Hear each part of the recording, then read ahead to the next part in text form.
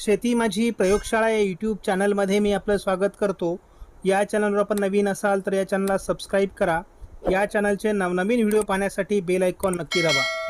आपणास व्हिडिओ आवडल्यास लाईक आणि शेअर नमस्कार, अवश्य मी करा. डॉक्टर मच्छिंद्र बांगर IMDने आज दिलेल्या हवामान अंदाजा संदर्भामध्ये मी थोडक्यात माहिती देणार आहे. आपण या ठिकाणी बघतो की आज IMDने जो अंदाज दिला आहे तो 92% लाँग टर्म ॲव्हरेजचा अंदाज आहे 2026साठी. आपण जर 2025चा अंदाज बघितला तर आपल्याला या ठिकाणी महाराष्ट्रामध्ये भरपूर पावसाचा अंदाज देण्यात आलेला होता आणि त्या पद्धतीचा पाऊस महाराष्ट्रामध्ये झाला होता.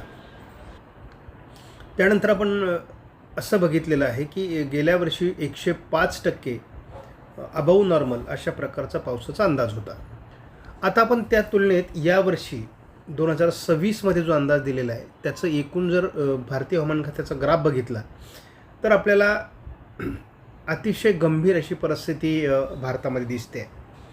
म्हणजे आपण असं जरी म्हटलं की स्पष्ट संकेत दुष्काळाचे आहेत, अशा पद्धतीचा अंदाज भारतीय हवामान खात्याचा आहे.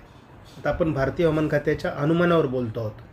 म्हणजे भारतीय हवामान खात्याने काय म्हटलं आहे यावर आपण सध्या लक्ष केंद्रित करतो. आपण आपल्या याच्यावर मतसुद्धा व्यक्त करणार आहोत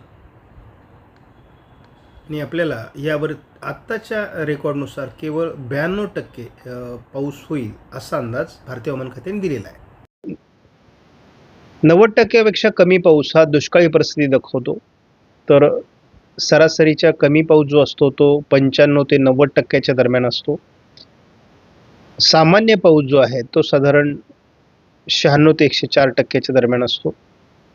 सरासरीपेक्षा जास्त पाऊस 105 ते 10% असतो आणि एक्सेस रेनफॉल म्हणजे अतिरिक्त पाऊस हा 110% जास्त असतो. काही विभागात आपण गेल्या वर्षी महाराष्ट्रामध्ये सुद्धा 110% वरती पाऊस बघितला होता, परंतु यावर्षी मात्र आपल्याला या बाबतीत मोठी घट सोसावी लागेल असा अंदाज दिसतोय. तर भारतीय हवामान खात्याने हा अंदाज जाहीर करताना काय सांगितलं तर सगळ्यात महत्त्वाचं म्हणजे संपूर्ण जून ते सप्टेंबर या मान्सून कालावधीमध्ये 95 ते 90% या रेंजमध्ये साधारणपणे पाऊसमान राहील. त्यानंतर 92% याला ±5 अशा पद्धतीचा अंदाज दिला. याच्यासाठी 1971 ते 20 असा एकूण डेटा वापरण्यात आला होता.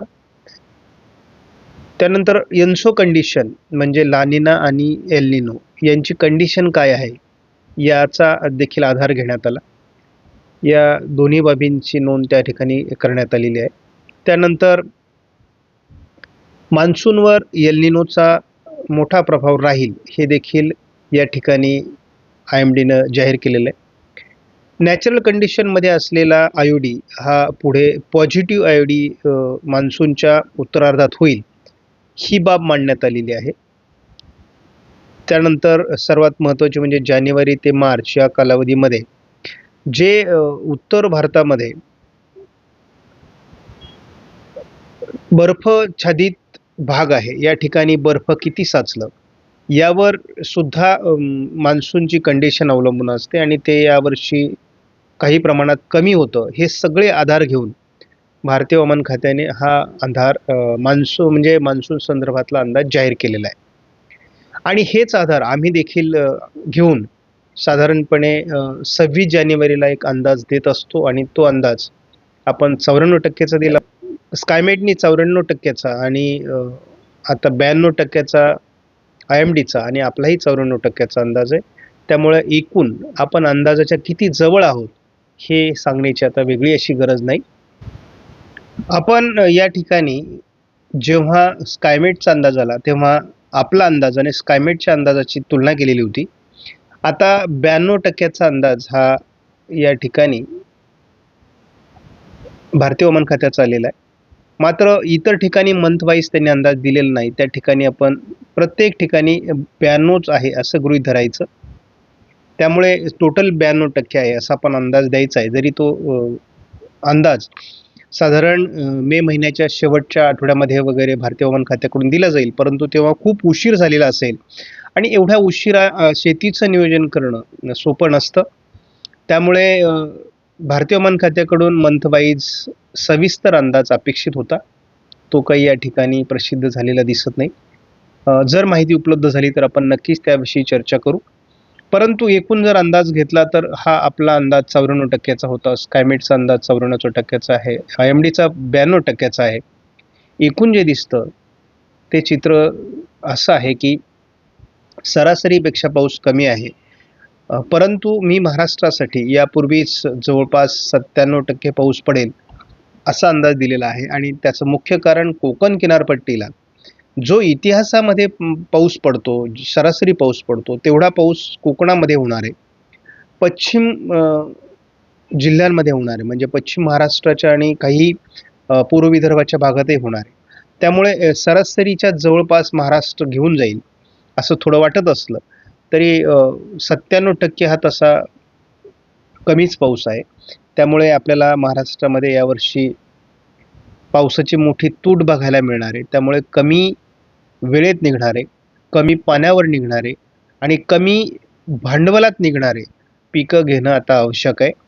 त्यामुळे शेतकऱ्यांनी आपला भांडवल वाया घालू नये. मोठे रिस्की पिकं घेऊ नयेत, ज्याच्यात भांडवली खर्च जास्त आहे. त्यामुळे सावधगिरी पद्धतीने आपण आपल्या यावर्षीच्या शेतीचं नियोजन करणं आवश्यक आहे. आम्ही सुरुवातीपासून पाण्याचं नियोजन करा हे सांगत आलेलो आहोत आणि याही पुढे आमचा तो हट्ट असेल हे सगळ्यांनी लक्षात घ्या. त्यामुळे आपले हवामान जरी खाजगी हवामान पद्धतीने आम्ही अंदाज सांगत असलो तरी ते मोठ्या मोठ्या एजन्सीच्या तोडीचे आहेत हे तुमच्या आता लक्षात आलं असेल तरी काफी आहे. आपणास व्हिडिओमधील माहिती महत्त्वपूर्ण वाटल्यास लाईक करा, शेअर करा, चॅनलला सबस्क्राईब करा. धन्यवाद. जय हिंद, जय महाराष्ट्र.